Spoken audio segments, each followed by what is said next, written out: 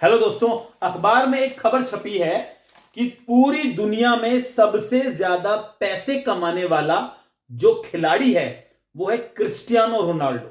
$136 million.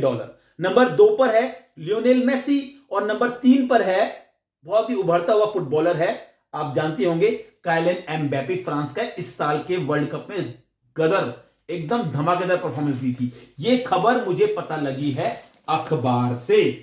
अखबार से मुझे ये खबर पता लगी है और ये खबर जो मुझे पता लगी है इसके लिए मुझे बिल्कुल भी मेहनत नहीं करनी पड़ी। सुबह उठा, चाय पी रहा था, अखबार पढ़ा, खबर पता लग गई, इंफॉर्मेशन मिल गई बहुत ही इजी तरीके से। ₹5 का अखबार है, इसे बोलते हैं सेकेंडरी डेटा। जब खबर आपको, आप उसको खुद कलेक्ट नहीं करते, जब किसी और सोर्स से आप डेटा कलेक्ट करते हो, इंफॉर्मेशन कलेक्ट करते हो, उसे बोलते हैं हम सेकेंडरी डेटा। तो इस वीडियो में हम करेंगे प्राइमरी डेटा और सेकेंडरी डेटा में अंतर, हम इसको करेंगे। तो सबसे पहले हम यहां लिख देते हैं, ये हमने बीच में बना दिया है डिफरेंस। यहां लिख दिया हमने प्राइमरी डेटा, प्राइमरी डेटा, और ये लिख दिया हमने secondary data, secondary data. Primary data, secondary data बहुत ही सिंपल है। यहां लिख देते हैं हम बेस या बेसिस। बेसिस हमने यहां लिख दिया, ठीक है। तो सबसे पहले ओरिजिनलिटी की बात करते हैं। ओरिजिनलिटी,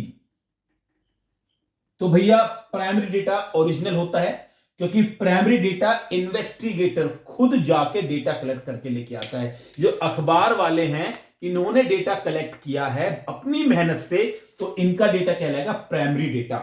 तो इन्वेस्टिगेटर खुद डेटा कलेक्ट करता है, तो इट इज ओरिजिनल, ये ओरिजिनल होता है। It is original as investigator, investigator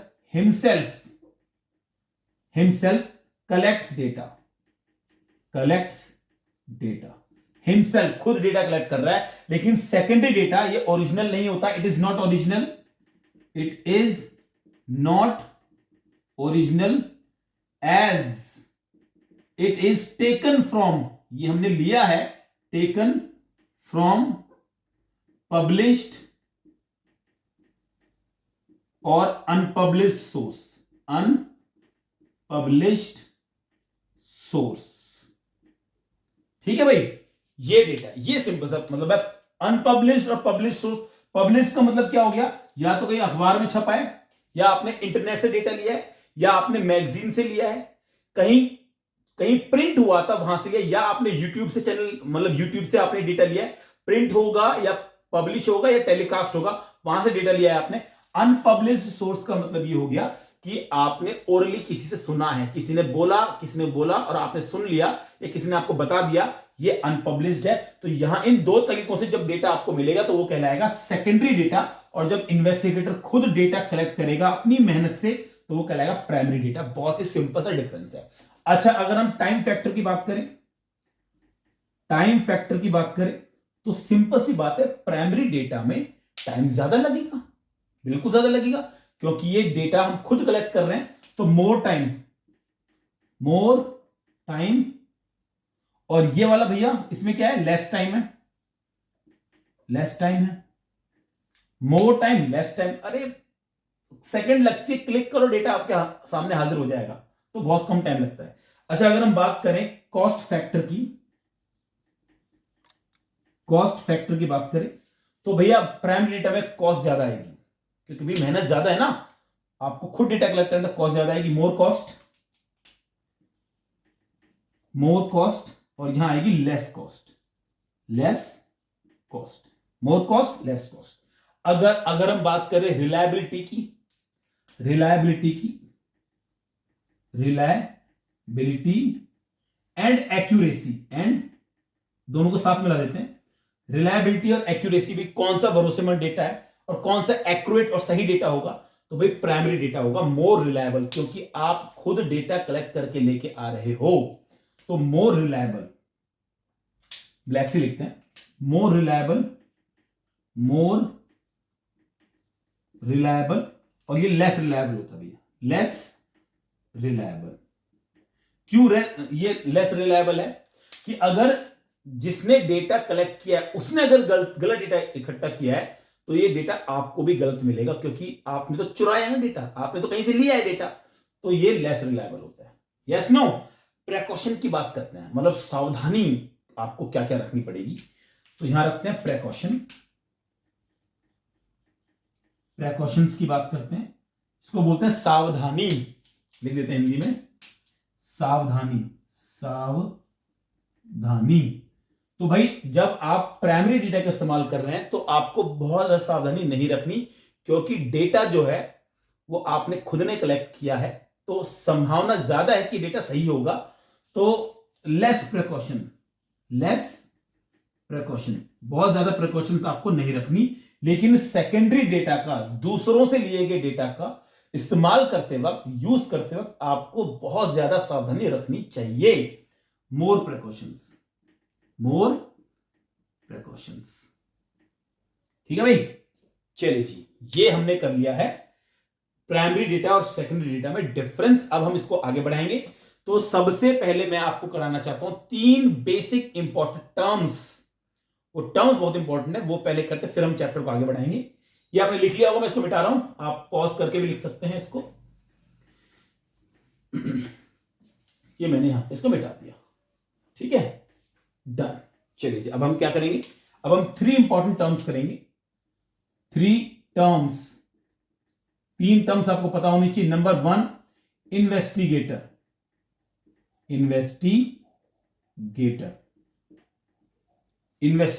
ये भाई वो मेन व्यक्ति होता है जो सर्वे करवाता है। जैसे मैं सर्वे करवा रहा हूं तो भाई मैं इन्वेस्टिगेटर हो गया। Who is responsible for the survey? Investigator. तो द पर्सन हु कंडक्ट, जो करवाता है, कंडक्ट स्टैटिस्टिकल सर्वे, स्टैटिस्टिकल, कई बार इसको इंक्वायरी भी बोलते हैं, स्टैटिस्टिकल इंक्वायरी ब्रैकेट में सर्वे। जो सर्वे करवा रहा है, जो स्टैटिस्टिकल इंक्वायरी करवा रहा है, वो इन्वेस्टिगेटर होता है। मेन व्यक्ति यही होता है। Number 2 enumerator. ये बड़ा इंपॉर्टेंट वर्ड है भैया यहां पे, इन्यूमरेटर को हिंदी में बोलते हैं गणक बोलते हैं, गणना करने वाला। यही वो व्यक्ति होता है जिसकी बेइज्जती करके हम इसको घर से भगा देते हैं। ये एक्चुअल में डेटा कलेक्ट करने जाते हैं, घर घर टिंग टोंग बजाते हैं, और सामने से जो व्यक्ति आता है उसकी बेइज्जती करता है, आगे चलो। कई बार गेट ही नहीं खोलते, ये बेइज्जती करवाते हैं। दरअसल ये है एक्चुअल में डेटा कलेक्ट करने वाले, ये इन्वेस्टिगेटर की हेल्प करते हैं। हेल्प इन द सेंस कि इन्वेस्टिगेटर खुद थोड़ी जाएगा इन्वेस्टिगेशन करने के लिए, भाई ये बंदे हायर कर लेगा, वो होंगे इन्यूमरेटर, ठीक है। तो the person who collects data from people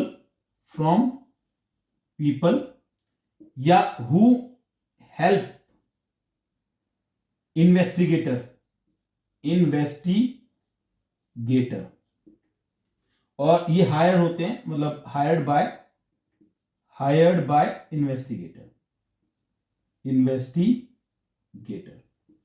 ठीक है भाई। ये इन्यूमरेटर हो गए हमारे। अच्छा, तीसरे नंबर पे आता है रिस्पोंडेंट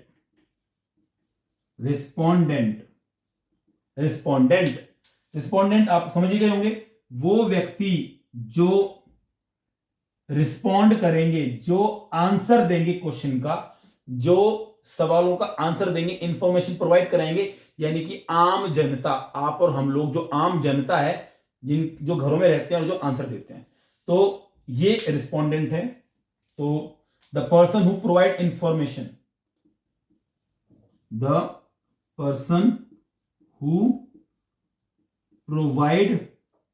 इंफॉर्मेशन, जो इंफॉर्मेशन प्रोवाइड कराते हैं, हु प्रोवाइड्स इंफॉर्मेशन, जो बंदा इंफॉर्मेशन प्रोवाइड कराएगा, क्या लिख दिया, इंफॉर्मेशन लिखना है, जो इंफॉर्मेशन प्रोवाइड कराएगा वो रिस्पोंडेंट है, ठीक है भाई, बहुत बढ़िया। अब चैप्टर को आगे बढ़ाते हैं। अब है प्राइमरी डेटा को कलेक्ट करने के बहुत सारे तरीके होते हैं, उनको एक बार हम पढ़ लेते हैं। तो इसको मिटा देते हैं, 3 टर्म्स को ये हमने मिटा दिया। Okay, methods for collecting primary data, ठीक है, टॉपिक है हमारा methods for collecting primary data. Primary data कौन कौन से मेथड है जिनसे प्राइमरी डेटा कलेक्ट होगा? तो सबसे पहला मेथड है, सबसे पॉपुलर मेथड है, वो है डायरेक्ट पर्सनल इन्वेस्टिगेशन या पर्सनल इंटरव्यू। लिखते हैं पहले इसको। तो पहला जो मेथड है इसका वो है direct personal investigation, direct personal investigation या पर्सनल इंटरव्यू। पर्सनल इंटरव्यू बहुत ही सिंपल है भाई। ये जो नाम में लिखा है डायरेक्ट पर्सनल इन्वेस्टिगेशन, यानी कि जो इन्वेस्टिगेटर है वो डायरेक्टली जाकर रिस्पोंडेंट से मिलता है और उससे इंफॉर्मेशन कलेक्ट करता है। डायरेक्ट 1 to 1 इंटरव्यू करेंगे, सामने से डेटा लेंगे, जिसके बारे में डेटा लेना है उसी से बातचीत करेंगे हम। अरे गहरे नथु खैरे से बातचीत ही नहीं करेंगे, ठीक है। तो इसमें क्या होता है कि डायरेक्ट कांटेक्ट होता है, direct 1 to 1 contact between dash and dash, between investigator. अच्छा, इन्वेस्टिगेटर का मतलब इन्यूमरेटर भी है, मतलब इन्यूमरेटर के थ्रू ही डेटा इकट्ठा होता है। कई बार इन्वेस्टिगेटर खुद भी चला जाता है, इन्वेस्टिगेटर एंड रिस्पोंडेंट। लेकिन जो स्टैटिस्टिकल इंक्वायरी है, जो सर्वे है, उसकी पूरी रिस्पॉन्सिबिलिटी इन्वेस्टिगेटर की होती है, इसलिए इन्वेस्टिगेटर का नाम हम लिखेंगे। इन्यूमरेटर का लिखेंगे, वो तो भैया वो काम कर रहा है, वो तो नौकरी कर रहा है अपनी, वो रिस्पॉन्सिबल नहीं है, ये बंदा रिस्पॉन्सिबल है। तो direct 1 to 1 contact between investigator and respondent. दूसरा इसमें पॉइंट करते हैं कि भैया ये कहां सुटेबल होता है। सुटेबिलिटी, ये मेथड हमें कब अपनाना चाहिए? नंबर 1, जब लिमिटेड एरिया हो भैया, लिमिटेड एरिया, जब एरिया लिमिटेड हो तब ये मेथड अपनाना चाहिए, क्योंकि भैया कम लोग रहेंगे तो आप सबसे जाके मिल सकते हो, बातचीत कर सकते हो। जब आपको एक्यूरेसी बहुत चाहिए, आपको, तब आपको इनसे जाके बातचीत करनी चाहिए, डेटा इकट्ठा करना चाहिए। तीसरे नंबर पे आता है डिटेल्ड इंफॉर्मेशन। जब आपको डिटेल्ड इंफॉर्मेशन चाहिए तब आपको इस तरह का मेथड अपनाना चाहिए। मेरिट क्या है भैया इसकी? मेरिट क्या है, इसका फायदा क्या है भैया? मेरिट तो ये है, यही तो मेरिट है कि भैया आपको डिटेल्ड इंफॉर्मेशन मिल जाती है, आपको अच्छी जानकारी मिलती है, ओरिजिनलिटी रहती है, बिल्कुल ओरिजिनल डेटा आपको मिलेगा इससे, ठीक है। एक तो ये बात पॉइंट हो, ये डेटा लिखा है, डेटा DATA, ये डेटा लिखा है, ओरिजिनल डेटा मिलेगा, नंबर 1। नंबर 2 ये है कि इसके अंदर ये बात कही जाती है कि फ्लेक्सिबिलिटी होती है, मतलब आप, क्योंकि जब आप सामने वाले से सवाल पूछ रहे हो, सामने वाले आपको जवाब दे रहा है, तो आप ये भाप सकते हो कि सामने वाला कंफर्टेबल है या कंफर्टेबल नहीं है, तो इसके हिसाब से आप अपने क्वेश्चन को चेंज कर सकते हो। फ्लेक्सिबिलिटी है इसके अंदर, ठीक है। ये डिटेल्ड इंफॉर्मेशन मिल जाती है, ये भी तो उसका फायदा है कि आपको डिटेल्ड इंफॉर्मेशन मिल जाएगी, डिटेल्ड इन्फो आपको मिल जाएगी, ये फायदा है। इन्फो लिख देना शॉर्ट में। अब डीमेरिट, इसकी डीमेरिट क्या है भाई? डीमेरिट इसका नुकसान क्या है? फायदा, नुकसान, पहला नुकसान तो ये है कि भैया ये जो मेथड है ये लार्ज एरिया में सुटेबल नहीं है, नॉट फॉर लार्ज एरिया, ये लार्ज एरिया के लिए सुटेबल नहीं है, क्योंकि कितने लोगों से मिलोगे यार, डायरेक्टली मिलना है उनसे, डायरेक्ट 1 to 1 कन्वर्सेशन करनी है, सबसे नहीं मिल सकते, तो इसलिए लार्ज के लिए नहीं है। कई बार पर्सनल प्रेजुडिस हो जाता है, बायस हो जाता है, पर्सनल बायस का मतलब ये हो गया कि आप जो है फेवर करने लग जाते हो किसी को। आप गए किसी से डेटा लेने के लिए, अब भाई जैसे कोई आदमी आया डेटा देने के लिए, तो तो आप उनसे ढंग से डेटा कलेक्ट नहीं कर रहे। एक बुढ़ा सा आदमी आया, आप ढंग से डेटा कलेक्ट नहीं कर रहे उससे, बस खाना पूर्ति करके आप फॉर्मेलिटी करके आ रहे हो। लेकिन अगर कोई सुंदर सी स्त्री आ गई डेटा देने के लिए, तो भैया बहुत इंटरेस्ट, ओवर इंटरेस्ट लेके आप डेटा इकट्ठा करोगे उसके, है ना। तो ये एक प्रेजुडिस होता है, ये एक बायस हो जाता है इसके अंदर, 1 to 1 में ऐसा हो जाता है, ठीक है। तो ये हो गया आपका direct personal investigation, personal interview, ठीक है। अब दूसरा मेथड करते हैं, उसे बोलते हैं ओरल इनडायरेक्ट इन्वेस्टिगेशन, ठीक है। ये मैंने यहां पे इसको मिटा दिया है, ओरल इनडायरेक्ट इन्वेस्टिगेशन। चलिए लिखते हैं इसको। नंबर 2 है ओरल इनडायरेक्ट इन्वेस्टिगेशन। ओरल का मतलब क्या है, आप इनडायरेक्ट का मतलब यह है कि आप जो डेटा लेके आ रहे हो वो थर्ड पार्टी से डेटा लेके आ रहे हो। यानी कि आप ऐसा मान के चलो कि आप डेटा इकट्ठा करने गए और दरवाजा मेरा बंद, गेट बंद है, घर बंद है। अब आप क्या करोगे, फंस गया। तो आप आस पड़ोस के किसी व्यक्ति से पूछ के आगे, भैया इनके बारे में कुछ बता सकते हैं आप, बेसिक इंफॉर्मेशन लिख के आ गए आप। तो थर्ड पार्टी, आपने जो डेटा लिया है उससे नहीं लिया जिससे लेना था, आपने उस व्यक्ति से डेटा लिया है जिसको इसकी जानकारी थी, थर्ड पार्टी बोलते हैं इसको। तो data collected from third party who has possession of data, possession of data, ये स्पेलिंग गलत होगी यार। who has, सिंपल पोजीशन को मारो गोली, who has the information, जिसके पास इंफॉर्मेशन है, ठीक है, जिसके पास इंफॉर्मेशन है थर्ड पार्टी, उससे आप डेटा कलेक्ट करके लेके आ गए, ठीक है भाई, बहुत बढ़िया। अब देखो इसकी मेरिट करते हैं, क्या मेरिट है इसकी, फायदा क्या है इसका। मेरिट, पहली मेरिट ये है कि भैया लार्ज एरिया में ये बहुत सूटेबल है लार्ज एरिया के अंदर। आप एक गली में घुसे, देखा यार गली में कौन जाए, इतनी धूप हो गई, तो गली के बाहर एक थी प्रेस वाली जो थी, या प्रेस वाला जो था, उससे आप इंफॉर्मेशन कलेक्ट करके लेके आ गए। सिंपल सा मतलब है, आपको इंफॉर्मेशन मिली गई है। ये ओरल इनडायरेक्ट इन्वेस्टिगेशन होगी। मेरिट है कि इसके अंदर समय की बचत होती है, ठीक है, समय की बचत होती है, पैसे की बचत होती है, और लिमिटेड मतलब लार्ज एरिया कवर हो जाता है। तो पहला हो गया कि लार्ज एरिया कवर हो जाता है। दूसरी है कि ये कॉस्ट एफिशिएंट, यानी कि लेस कॉस्ट लगती है इसके अंदर, तीसरा इसके अंदर लेस टाइम लगता है इसके अंदर। चौथा, आपको एक्सपर्ट की ओपिनियन मिल जाएगी, आपको इसके अंदर मिल जाएगी।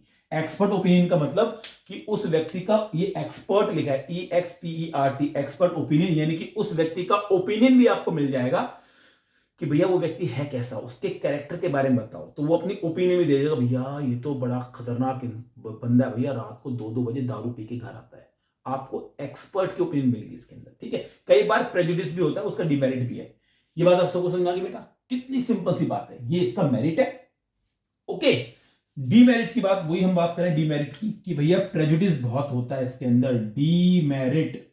डीमेरिट इसका बहुत ही सिंपल है कि प्रेजुडिस, बायस, पर्सनल बायस, खुन्नस निकाल लेते हैं। पर्सनल बायस मतलब खुन्नस निकालते हैं कि भैया फलाने आदमी का बेटा तो बड़ा कैरेक्टरलेस है, ये है, वो है, ऐसा है, वैसा है। क्यों? क्योंकि आप जो है खुन्नस निकाल रहे हो, जो किसी को इंफॉर्मेशन दे रहे हो, अपने मन के भड़ास निकाल रहे हो। तो बायस इसके अंदर बहुत ज्यादा होता है, इसका डीमेरिट है। कई बार जो होता है हमें डिटेल इंफॉर्मेशन नहीं मिल पाती, क्योंकि आपको एक मोटी मोटी जानकारी मिलेगी, आपको वो एक्यूरेसी नहीं आ पाएगी, ठीक है। तो नॉट एक्यूरेट, कई बार वो इतना एक्यूरेट नहीं हो पाता है, और कई बार लेस रिलायबल, वो भरोसेमंद कम होता है, रिलायबल होता है कम, ठीक है भाई। ये बात मैंने आपको समझा दिया ओरल इनडायरेक्ट इन्वेस्टिगेशन के अंदर, ठीक है, फाइन। तो ये हमने कर लिया। अब आगे चलते हैं। एक आता है टेलीफोनिक इंटरव्यू। तो ये टेलीफोनिक, अच्छा, इसका एग्जांपल बहुत सिंपल है कि मान लीजिए जैसे अगर आपको पता करना है कि क्लासरूम में कितने ऐसे बच्चे हैं जो सुट्टा पीते हैं, पता करना। अब वो तो खुद तो बताएंगे नहीं भाई, खुद क्यों बताएंगे वो, तो आप उनके दोस्तों से पूछ सकते हो, उनके टीचर से पूछ सकते हो, उनके पड़ोसियों से पूछ सकते हो, या ऐसे व्यक्ति जिनको उनकी जानकारी है उनसे पूछ सकते हो। है ना। तो ये है इनडायरेक्ट ओरल इन्वेस्टिगेशन। सुट्टाबाज कभी खुद नहीं बताएगा कि हाँ अपुन सिगरेट पीता है ना। चलिए बहुत बढ़िया बात है। तो आगे चलते हैं। Oral indirect investigation is done. अब हम करेंगे क्या, telephonic interview.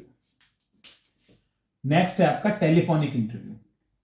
Telephonic interview, interview भाई ये भी एक तरीका है। इसके बारे में मैं लिखूंगा नहीं भाई, बहुत ही सिंपल है यार। टेलीफोन से डेटा लेना, आए दिन तो हमारे पास फोन आते रहते हैं जी, हम इस बैंक से बोल रहे हैं, हम आपसे जानना चाहते हैं, आपके जो है क्रेडिट कार्ड के लिए आप अप्लाई करना चाहते हैं, कौन है, कहाँ रहते हैं, कितनी इनकम है, ये है वो है।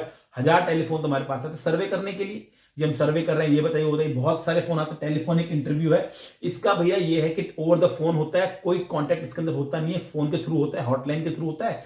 फायदा इसका यह है कि कम पैसों में होता है, इकोनॉमिकल होता है। दिल्ली में बैठे बैठे चेन्नई का डेटा आपको मिल जाएगा, चेन्नई में बैठे बैठे जम्मू कश्मीर का डेटा आपको मिल जाएगा। लॉन्ग डिस्टेंस डेटा इजीली मिल जाता है इसके अंदर।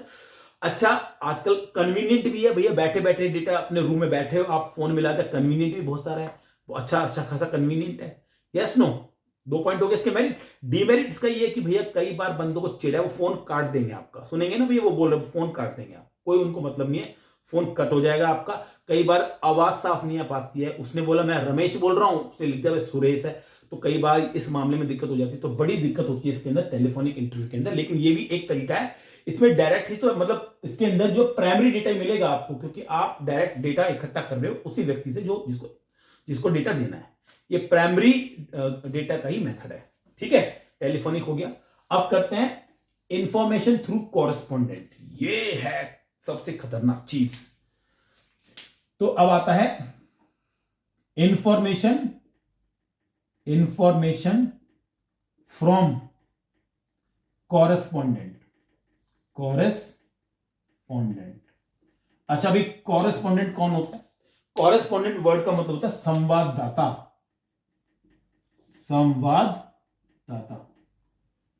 ये आपने टीवी में बहुत देखा होगा, आज तक से बोल रहे हैं ये माइक लेके, नमस्कार साथियों स्वागत है आपका आज तक पर, मैं मनीष कुमार शर्मा, ऐसे करके मतलब खूब बोलते हैं, मैं मनीष भारद्वाज, मेरे पीछे देख सकते हैं, इंफॉर्मेशन कलेक्ट कर रहे हैं, पूछ रहे हैं, उनसे जा रहे हैं। ये कॉरेस्पॉन्डेंट होते हैं। कौन होते हैं ये? Information from correspondent. कॉरेस्पॉन्डेंट अपनी इंफॉर्मेशन, स्पेशल लोग होते हैं, अपॉइंटेड लोग होते हैं, जिनका काम ही होता है स्पेसिफिक नॉलेज को, स्पेसिफिक इंफॉर्मेशन को कलेक्ट करना। तो इनसे जब इंफॉर्मेशन कलेक्ट करेंगे तो ये प्राइमरी डेटा माना जाएगा। इसमें फायदा क्या है? अभी फायदा तो ये है कि इसमें आपको जो है वो बहुत डिटेल, स्पेसिफिक, सीक्रेटिव नॉलेज, अगर आपको सीक्रेट कुछ इंफॉर्मेशन चाहिए वो आपको इसके अंदर मिल जाएगी, सीक्रेटिव इंफॉर्मेशन मिल जाएगी इसके अंदर आपको। लार्ज एरिया की इंफॉर्मेशन आपको मिल जाएगी कि एक कॉरेस्पॉन्डेंट होगा वो अपने एरिया को कवर करेगा, वो इंफॉर्मेशन इसके अंदर आपको मिल जाएगी, ठीक है। तो ये हो गया कॉरेस्पॉन्डेंट। डीमेरिट भी है इसके भाई, कई बार इंफॉर्मेशन गलत हो जाती है, कॉरेस्पॉन्डेंट गलत हो जाते हैं, है ना, कई बार वो नहीं मिल पाते हैं, तो ये वाला मामला ये रहा। उतना भी इंपॉर्टेंट ये वाला पॉइंट नहीं है। अब जो मैं करा रहा हूं आपको वो है इंपॉर्टेंट पॉइंट, उस पर हम पूरा अच्छा खासा समय देंगे। तो भाई वो है क्वेश्चनियर फिल्ड बाय इन्यूमरेटर और एक मेल्ड क्वेश्चनियर, 2 पॉइंट बनेंगे इसके, ठीक है। ये इसको मैं मिटा देता हूं। अगला पॉइंट है हमारा क्वेश्चनियर या मेल्ड क्वेश्चनियर बोलते हैं, चलो मेल्ड क्वेश्चनियर, ठीक है। तो सबसे पहले तो आपको यह समझना पड़ेगा कि क्वेश्चनियर क्या होता है। क्वेश्चनियर का मतलब होता है list of questions, list of questions की लिस्ट। अब उसमें कई तरह के क्वेश्चन हो सकते हैं, ओपन एंड क्वेश्चन हो सकते हैं, एमसीक्यू हो सकते हैं, 1 वर्ड आंसर हो सकते हैं, या पूरा पैराग्राफ लिखने वाले क्वेश्चन हो सकते हैं। तो ऐसे क्वेश्चनों की आप लिस्ट बनाओगे और उसे मेल्ड का मतलब हो गया उसे डाक खाने द्वारा चिट्ठी में डाल के, लिफाफे में डाल के भेज दोगे। किनके घर? रिस्पोंडेंट के घर भेज दोगे, फिर वो वहां से जवाब लिख के आपको वापस भेजेगा। ये है मेल्ड क्वेश्चनियर का मेथड, ठीक है जी। आजकल ये चलता नहीं है क्योंकि आजकल डाकखाने वगैरह कोई जाता नहीं है, तो ये जो है अब ऑनलाइन सर्वे में कन्वर्ट हो चुका है। जब ऑनलाइन सर्वे करते तो उसमें भी लिस्ट आती है, वो आपको सर्वे भरना पड़ता है उसके अंदर। तो ये अब ये ऑनलाइन सर्वे जो होते हैं उसके अंदर कन्वर्ट हो चुका है, ऑनलाइन सर्वे ये इसके अंदर कन्वर्ट हो चुका है, मेल क्वेश्चनर बोलते हैं इसको, ठीक है, फाइन। अब एक पॉइंट होता है questionnaire filled by enumerator. Questionnaire filled by enumerator questionnaire fill करके ला रहा है भाई। कितना सिंपल सा पॉइंट है। यहां पे क्वेश्चनेयर आपने जो लिस्ट ऑफ क्वेश्चन थी वो आपने भेज दी थी, यहां पे आप भेज नहीं रहे हो, इन्यूमरेटर को दे रहे हो, भैया तू जा, तू भर के लेके आ, तू जा, तू उनसे पूछियो हाँ भैया आपका नाम और तू खुद भर लियो। तो इन्यूमरेटर खुद भरेगा क्वेश्चनेयर को, सवाल पूछेगा और वो भरेगा। Yes no? तो ये क्वेश्चनेयर फिल्ड बाय इन्यूमरेटर, एक ये भी मेथड है। ये तो हमने देखा होगा, कई लोग आते हैं टिंग टोंग बजाते हैं, हाथ में उनके क्वेश्चंस की लिस्ट होती है, पूछते रहते हैं, भरते रहते हैं, पूछते रहते हैं, भरते रहते हैं, ये वाला मेथड, ये वाला मेथड है। ओके, अब एक बहुत ही महत्वपूर्ण सवाल, बहुत ही महत्वपूर्ण एक टॉपिक कराऊंगा, सवाल नहीं, क्वेश्चनेयर क्या होता है और एक अच्छा क्वेश्चनेयर क्या होता है। ये सवाल बहुत बार पूछा गया है 11th क्लास के अंदर कि एक अच्छे क्वेश्चनेयर के कौन कौन से गुण होते हैं, एक अच्छा क्वेश्चनेयर क्या होता है। तो सबसे पहले तो आप समझ गए क्वेश्चनेयर होता क्या है। क्वेश्चनेयर मतलब list of question, question paper कह सकते हैं। अभी थोड़ी देर पहले बताया था, इसके अंदर बहुत सारे क्वेश्चन होते हैं, अलग अलग तरह के क्वेश्चन होते हैं। एमसीक्यू, मल्टीपल चॉइस क्वेश्चन होते हैं, कई बार इसके अंदर जो वन वर्ड क्वेश्चन होते हैं, कई बार ओपन एंड क्वेश्चन होते हैं, फिलअप्स होते हैं, ट्रू फॉल्स होते हैं, कई सारे क्वेश्चन इसके अंदर हो सकते हैं। अब सवाल उठता है कि एक अच्छा क्वेश्चनेयर कैसा होगा, क्वालिटीज ऑफ गुड क्वेश्चनेयर। ठीक है, ये टॉपिक करते हैं, qualities of good questionnaire, qualities of good questionnaire. अच्छे क्वेश्चनेयर की क्या क्या क्वालिटी होती है। तो भैया एक बार की बात है, एक बार एक पत्रकार आलिया भट्ट का इंटरव्यू लेने गया। तो भैया ऐसे तो इंटरव्यू मिलता नहीं है, इंटरव्यू के लिए पहले आपको आलिया भट्ट के पीए से बात करनी पड़ेगी, पर्सनल असिस्टेंट जो होते हैं उनसे बात करनी पड़ेगी। तो पत्रकार ने पर्सनल असिस्टेंट से बोला कि भैया आलिया जी का इंटरव्यू लेना है तो कुछ सेटिंग करवा दो। तो भाई वो जो साहब थे, पीए साहब थे, उन्होंने बोला ठीक है मैं करा दूं, लेकिन आपको कुछ बातों का ख्याल रखना पड़ेगा। अब क्या ख्याल रखना पड़ेगा वो मैं यहां लिख रहा हूं कि क्या बोला उन्होंने। तो पीए ने इंस्ट्रक्शन दी, पीए ने इंस्ट्रक्शन दी, रिक्वेस्ट है आपसे, रिक्वेस्ट REQUEST, रिक्वेस्ट है आपसे अट्रैक्टिव आलिया भट्ट से। देखो क्या अट्रैक्टिव खुद बोल रहे हैं, अट्रैक्टिव आलिया भट्ट से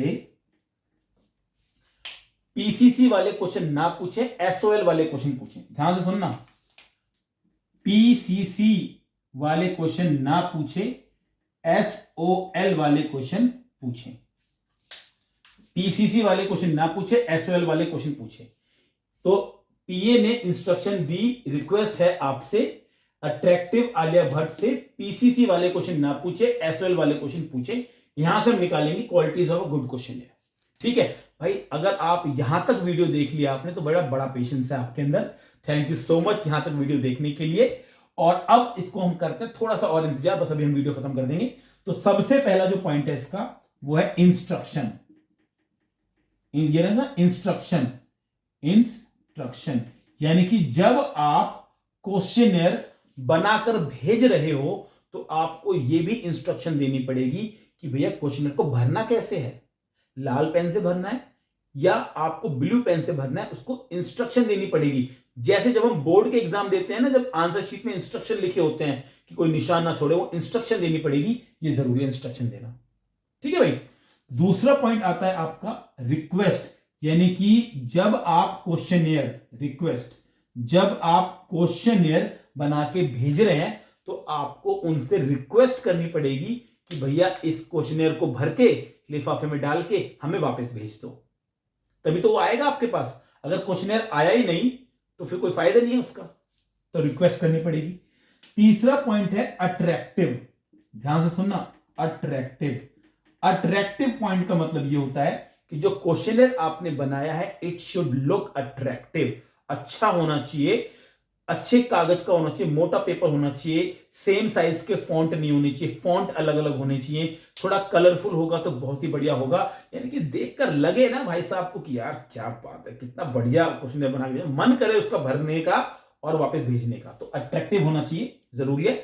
सरकारी कागज जैसा नहीं होना चाहिए, बिल्कुल एकदम ब्लैक एंड व्हाइट और पतले पेपर का, ऐसा लोग पसंद नहीं करते, फाड़ के फेंक देंगे उसको कूड़े में।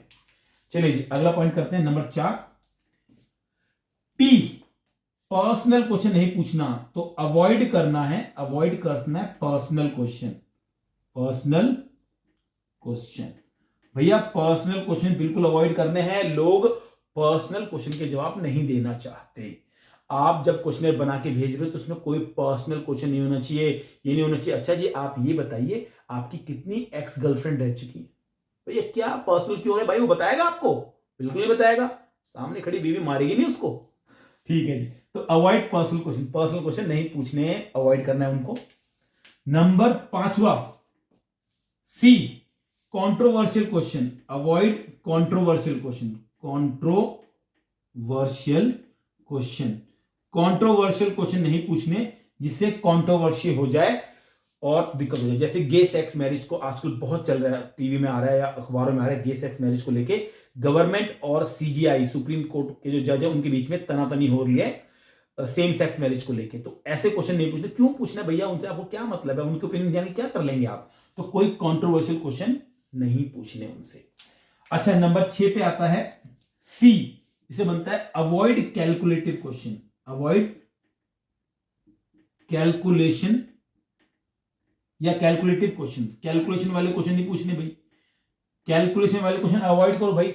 जिन क्वेश्चंस में भाई साहब को कैलकुलेट करना पड़े, उसके दिमाग पे जोर देना पड़ेगा, दिमाग खराब हो जाएगा, वो क्वेश्चन में फाड़ के फेंक देगा। तो उसको दिमाग, उससे क्यों पूछ रहे हो आपकी इनकम, अब तक आपने कितनी इनकम कमाई है, वो जोड़ेगा, कैलकुलेट करेगा, दिमाग खराब है उसका।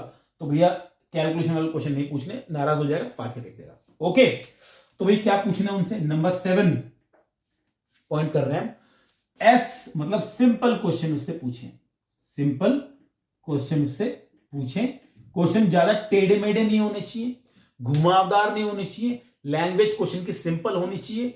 घुमावदार क्वेश्चन का भैया वो समझ में नहीं आएगा क्या क्वेश्चन पढ़ाया उसने, तो भैया वो जवाब नहीं देगा। सिंपल क्वेश्चन पूछो, टू द पॉइंट, शॉर्ट में क्वेश्चन बना के पूछो। ठीक है जी। 8वां पॉइंट है ओ मतलब order, questions in order. Orderly question लिख सकते हैं हम, ऑर्डरली क्वेश्चन पूछे भैया। क्वेश्चन का ऑर्डर होना बहुत जरूरी है, 1 2 3 4। कई बार कई लोग क्या करते हैं, देखो ऑर्डर वाले क्वेश्चन का मतलब यह बनता है कि मान लीजिए आपने 5वें नंबर पे पूछा क्या आपके बच्चे हैं, 1 2 या नहीं है। ठीक है। छठा क्वेश्चन पूछा आपने क्या आपकी शादी हो गई है। भाई ये क्या मतलब है, शादी वाला क्वेश्चन पहले पूछो, बच्चों वाला क्वेश्चन बाद में पूछो। इंडिया में तो ऐसे ही होता है भाई, बाकी जगह का हमें पता नहीं, हमें कोई मतलब भी नहीं है। तो आपको ऑर्डर में क्वेश्चन पूछने हैं, क्वेश्चन को बिल्कुल ऑर्डर में होने चाहिए। ठीक है, चलिए जी नंबर 9 करते हैं, लास्ट पॉइंट है एल, बनता है less number of question. Less number of question, इसका मतलब बनता है ये कि क्वेश्चंस आपको कम पूछने हैं भैया। लेस नंबर लिखा है, अगर आपने एक ही क्वेश्चन में पूछ दिए 50 क्वेश्चन, भाई दिमाग खराब है, 50 क्वेश्चन का आंसर देगा वो, बिल्कुल मतलब नहीं है उसका। वो 50 क्वेश्चन देखेगा, दिमाग खराब हो जाएगा, फाड़ के फेंक देगा। कम से कम क्वेश्चन पूछो, 8-10 क्वेश्चन बहुत है भाई, इतने क्वेश्चन का जवाब दे देगा बहुत है। ठीक है, तो लेस नंबर ऑफ क्वेश्चन आपको पूछने हैं। तो ये आज की क्लास यहां पे समाप्त करते हैं। कैसे लगी आपकी वीडियो कमेंट में बताना, कोई सजेशन हो भाई कमेंट में जरूर बताना, शेयर लाइक वगैरह कर देना, चैनल पे नया सब्सक्राइब कर लेना। Thank you so much. Next video में मिलेंगे आपसे, तब तक के लिए नमस्ते, बाय बाय।